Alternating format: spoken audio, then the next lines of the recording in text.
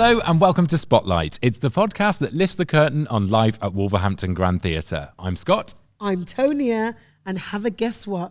We have Tristan with us today. Big up yourself. Well, hello, it's lovely to be here. I'm not used to getting introductions like that, so thank you very much. Well, you do when you come to the Wolverhampton Grand Theatre podcast, SpotLight. Very excited. That's the jingle we're working with. Yeah, that's the jingle. minute. We tried to find a jingle. Don't mind us. We're trying to work out some sort of jingle. And you've been in a musical before, so maybe you might be able to help. But don't worry, we won't put you on the spot, Please Tristan. don't. That way disaster.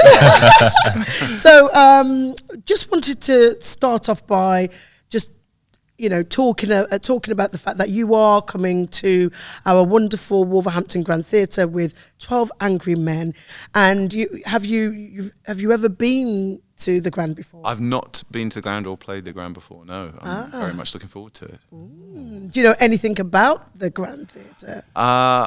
Now you are putting me on the spot. What's your links to Wolverhampton? Well, I did a musical a few years ago with the wonderful Beverley Knight, who is a child of Wolverhampton and sings Wolverhampton from her very soul. So I've heard a lot about it, so I'm very excited. You know about what, finally Tristan? That is the best introduction to Wolverhampton you could have ever had. You had the Queen. I know, but so it's got a lot to live up to, though. Yeah. I'm looking forward to my week. True. The streets are paved with gold. Oh right? my goodness! That's they're told. And you can get free chocolate whenever you want. That's basically it. Lies. But we'll get you chocolates for sure if you really want it, or ice cream. Yeah, whatever you want.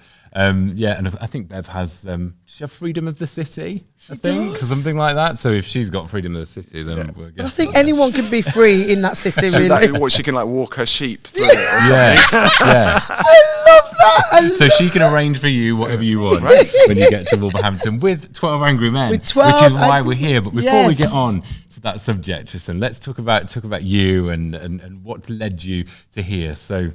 Where did it all start for you as an actor? It's something I'm very lucky. I've always wanted to do it since I can remember, really. And I got a little a television job when I was 12 years old and spent sort of 3 days on a set. And from that moment, I was hooked. So what was that television job? It was a job called Winston Churchill: The Wilderness Years, where Robert Hardy. It was one of the early miniseries, end of the 70s, beginning of the 80s, and I played just a school kid that asks him a question. A couple of school kids interview him for a school magazine, and they dare to ask him a question that the main journalists don't answer because he's quite a terrifying person. And that was the scene. But it was fun, and it stayed with me, and so I always wanted to do it, and I've been lucky enough to do it as a career. Brilliant. So it all spiraled from that. So then did you go into training then? Are you like in a drama school? No, I just did through school, and then university. I just did plays whenever I could. I didn't actually do drama school in the end. I grew up in Australia. I went to university in Australia, so there were slightly fewer options drama school wise than there would have been in England. So I just did lots of theatre and came to it that way. And that's so good to hear, because a lot of the people that we've had on the podcast haven't gone through that traditional London route or drama school or whatever, and it proves that I guess you still, can get a job. I think so. I mean, I think if you've got the drive and if you've got a bit of something about you, I don't think you go into a drama school a bad actor and come out a good actor. You always you have something to start with, and then that's nurtured and developed. Yeah. I have to say, having said that, for the first few years I was an actor, I was a bit self-conscious of the fact that I hadn't gone to drama school because all the other young actors had. But then once you get a few jobs under your belt, that sort of goes away. So tell us a little bit about some of the other jobs as you've you talked about as a child. You started out, and then you started to get more and more work. So tell us about some of those. Well, I didn't start jobs. to get work until I came back to England after university. So I didn't really start acting in England until I was about 25, 26. So it's quite late to start, because most people start when they're 18, 19.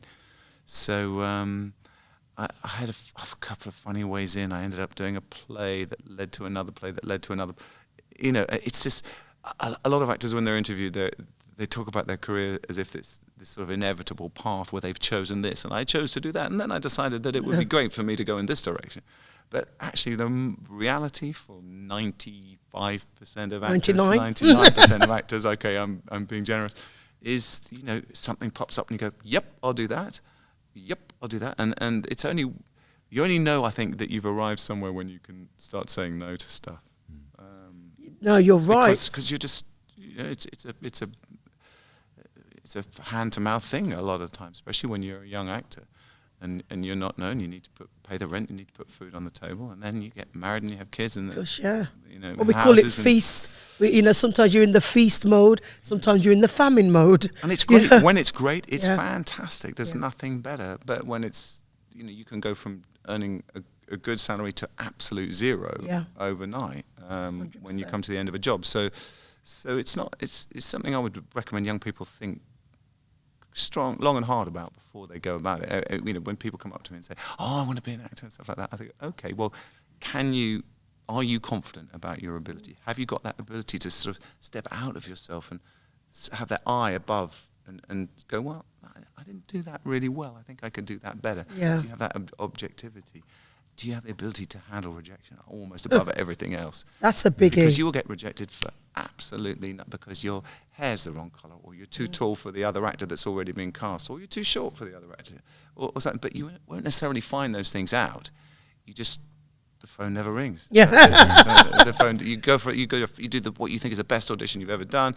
And you go into you walk out of the room feeling 10 feet tall. Yeah, no. And then radio silence. And you go, oh, okay, there must have been something that wasn't right.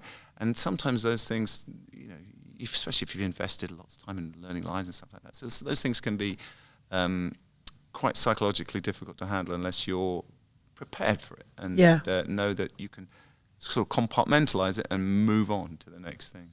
Definitely. Sorry, that was a very long-winded answer to your question. No, actually, no, because there's so much wealth in that knowledge, and also in sharing, because people will look at you in, like, go and see you, like you said, in The Bodyguard, or, you know, different shows. I know you were in Coronation Street, Corrie, you know, yeah. Corrie. People will see you in this, and you could tell us a little bit about Corrie. Now, that was a good segue, wasn't it? It was a good Thank segue. you. Yeah. Thank you very much. Very good segue. You know, and they will see you, and they will not realize, you know, what it takes, you know, but also what it doesn't take. Like, a lot of the times it is just, it's not so prescribed, you know. So tell us a little bit about. I think a lot of young people, especially now with social media the way it is, they see the bit well above the iceberg in the acting business. You know, they see the glamour of it. They see the successful 23-year-olds who are on millions of dollars for doing this, that, and the other, and they see glitz and glamour and the red carpet and the paparazzi and beautiful people. They see the beautiful people, but the reality, you know, that is not the reality for most actors, and but sometimes that comes along and it's brilliant when it does. Yeah. But you can't go into it assuming that is going to come to you just because you've seen it come to some other people.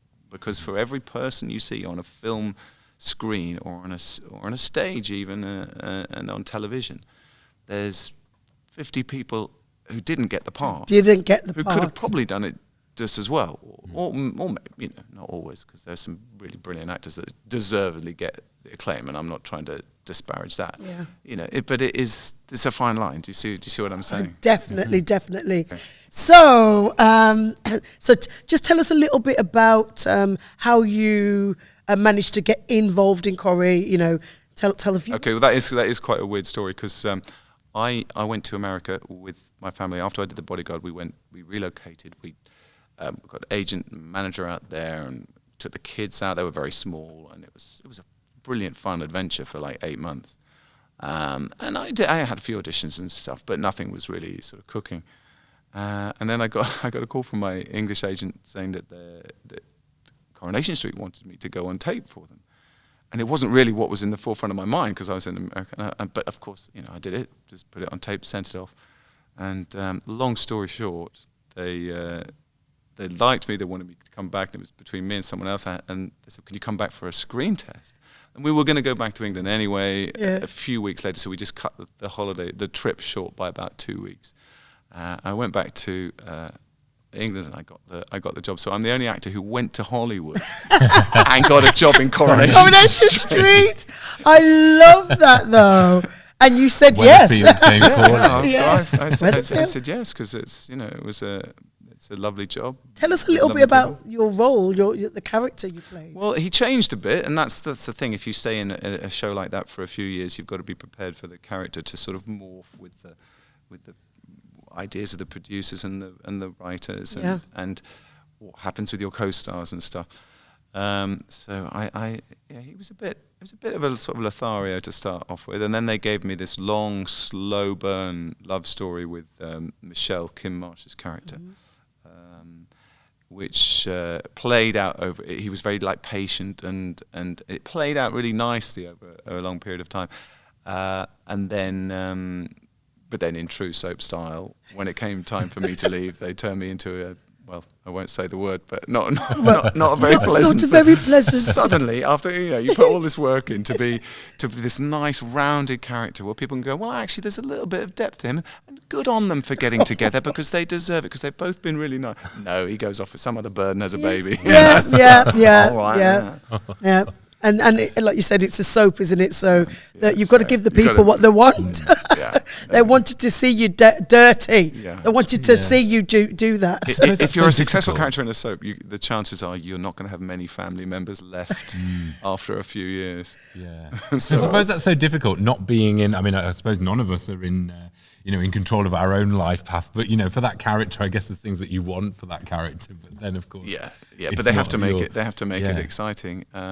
And it's a big cast as well. There's 50 or 60 people there. Yeah. So, but that was great for us because you'd have busy periods, but then the story would shift across to other characters, and I would be in Manchester less, and I'd spend more time with my family because they didn't come up to Manchester with me. They stayed down southwest where we live. So okay. It actually worked brilliantly. The whole Corrie thing. I really loved my time there. And of course, Yeah. Sorry. Go on. No, go ahead. No, go ahead. As I was going to say, you touched on Kim Marsh there, yes, who of course was with us in a musical last year. So it feels like all of your sort of all your families, links. all of your stage or I'm still in touch families, with Kim. I saw her last week in Manchester when we did the show up there. Feels like you was destined to come to Wolverhampton. So it is about your time. Yeah, it is. Yeah, indeed. And of course you're going to with 12 Angry Men, which we're so excited about. Which is why we're here. Yeah. Excellent. Yeah. So I would love for you just to tell us what first of all, what juror are you?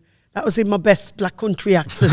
What juror are you? Sorry. I won't attempt to answer in a Black Country accent. So I'm juror number 3, who is one of the angriest of the men. Ooh, Tristan, really? And one of the least willing to be open to arguments and change his mind. Oh. And that's not the vibe I'm getting from you. No. So, well, it's acting. Well, no, that's what we're excited about. Come on. Everyone's sort of mentioned how close they are. Yeah, to their characters. the link they have. The links that they have with their characters. So would you say you have one? Or? Well, it's true. I'm probably the furthest from my character. But I don't know. It's tricky. It's a really good bunch of characters, and we've, I think, got a really great bunch of actors together playing them.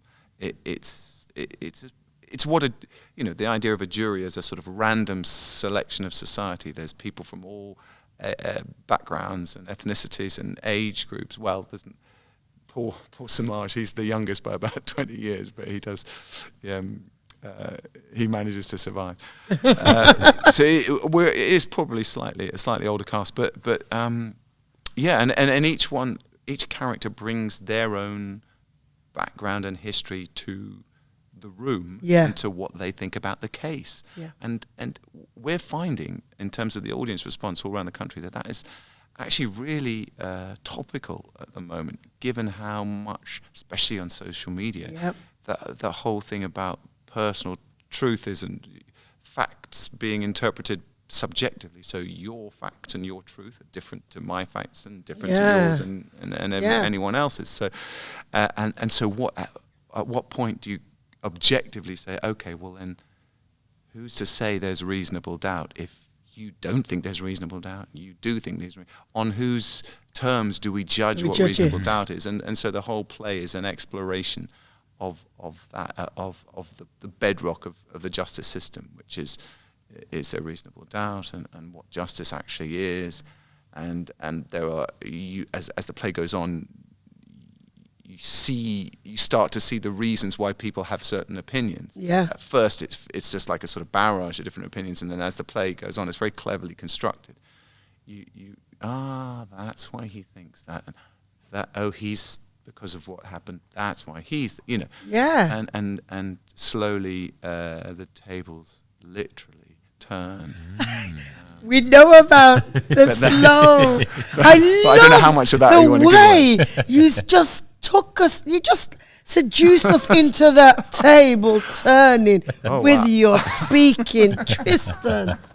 Oh gosh, I love you. Well, segues, you see. It is a good segue. I was following your example. Oh, love it, love it, love it. So in terms of the piece itself, like when did you come to this? Is this play your first experience of it, or did you ever see the film? Or I did see the film. Yeah. I did know the film. Yeah. And I knew it was coming up, and I really wanted to be part of it, so I let that be known. Good. Yeah, and in fact, it's a little bit of a sad story because dear, lovely, amazing Bill Kenwright, who passed away late last year, I was doing a play with his wife, with Jenny Seagrove, about a year ago. No, just not quite a year ago, and I got to know him a little bit then. So I did my best sort of schmoozing and said, "Have you cast 12 Angry Men yet?" Yeah. And being the brilliant person that he was, he remembered that I'd said that. Yeah. And a couple of months later, there was the offer. So I was very, very lucky. And so each night there is definitely a part of me that is doing this in his memory, because it's a great piece. Yes. It's a great part. Yes. I'm grateful to him for giving me that opportunity. So that's always in my mind when I'm on stage.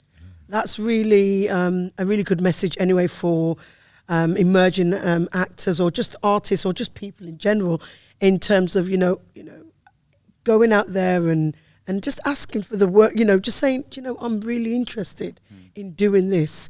And sometimes we do have to just speak it out and just say, I'm really keen, I'm really interested. There's a fine line. I mean, as I said to you before, I'm not really, networking isn't really my thing, but I didn't really think of it as networking. I don't, because especially with Bill, because he just had this amazing ability to make you feel like you were the most important person in the room, because he was one of those people that would give you his undivided attention.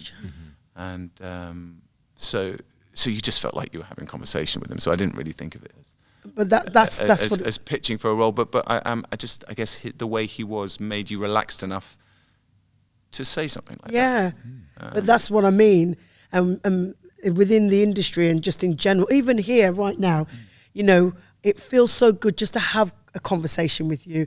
And it's the first time I've met you, Tristan, but I'm literally, when you build relationships, oh, sorry, I've just knocked the mic. I hope that's okay. I hope that's okay. I hope that's okay. Testing 1, 2, 3. Testing 1, 2, 3. Exactly. We're still on. We're still good. You can cut this. You can use it. Whatever you want to do. But the point is, building relationships, having conversations. I think that is so key to a lot of the work that we do, and also just sustaining how we work in this industry. Because it's really precarious. Yeah, it's and not we've simple. got to look out for, at the same time as everyone is slightly in competition in this business, but at the same time you've got to look out for each other as well. Yeah. And that, to me, that's more important than being in competition. And you pay it forward. It does always come back. It does come back. Yeah. I believe it does. Otherwise, what's the point? Yeah. So, I know before we wrap up, because I know we've got to wrap up. So you're a singer as well? No. Not really. I mean, I can hold a tune in the shower, but I don't really sing in a public forum, which is why it was so getting like the Bodyguard was just hysterical. To play the title character in a musical and be on the side of a bus and not have to sing. There's just that one scene. Bev singing like 14 solos, and I'm just sitting like 5 feet away from her as she sings this solo to me. My entire job was to listen to Bev and Alexander sing. Yeah. Fine, I'll take that. You want to pay me for that? Fine. Okay. To be in a musical and not have to Just sing. That would have to be me. He has one number. He has the karaoke number, which you can sort of butcher it or mess it up or sing it as well as you can. You can, and some nights I did both. That was good fun. But I'm not really a singer. I just wanted to, just in case. You know, just in case I've got you to do something like a little turn, like a little something. No, I'm afraid I don't. Well, not without preparation. Tequila. I love that. Scott, do you have anything else that you wanted to? No, other than we can't wait to welcome you. It seems like now is the time. Like you say, everyone that you've worked with has been to Wolverhampton. Yeah. So it's time to. All roads lead to Wolverhampton. All roads lead to Wolverhampton. Thank you. Say that again into the camera, Bob. Especially on the M5. They literally do. They literally do lead to Wolverhampton. And they will lead you there from the 7th to the 11th of May, when of course we've got 12 Angry Men on our stage, which we can't wait, because this set we're sat on now is going to look so gorgeous on stage at the Grand, and of course you're going to get to see that for yourself soon. So thank you very much. Looking forward to it. Thanks for having me, and I look forward to seeing you guys there. Definitely. Thank you. And of course we hope to see you there as well when 12 Angry Men comes to us in May. So thank you all for listening, and we'll see you in the next one. Thank you. Bye.